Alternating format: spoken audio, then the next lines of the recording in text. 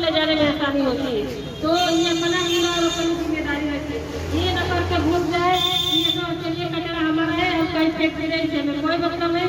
लेकिन जो रोड पर कचरा पड़ा रहता है उसमें गाड़ियाँ चलती हैं, हम चलते हैं, गाँव के आगे पड़ोसी चलते हैं, उसमें अनेक प्रकार की कीटाणु उत्पन्न होते हैं, उससे हमें बहुत प्रकार की बीमारी होती है। तो इनसे बचना है।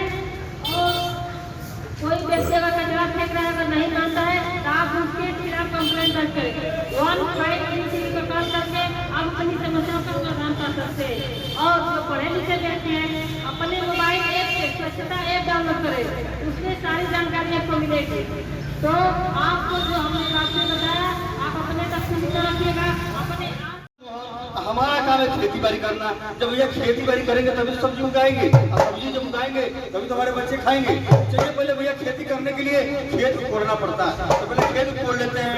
तो भैया यार खेत इसको कोड़ दिए, इधर मिट्टी इधर फेंक दिए, ये वाली मिट्टी इधर फेंके और ये वाली इधर फेंक दिए और ये वाली मिट्टी इधर फेंक दिए। भैया हम दोनों थक गए, माथे से टप टप टप टप पसीना भी टपकने लगा। अपने घरवाली से बोल के आया था कि 1 लोटा पानी और 4 चपाती खेत में लेके आ जाना, एकदम गला सूख रहा है पानी बिना। लेकिन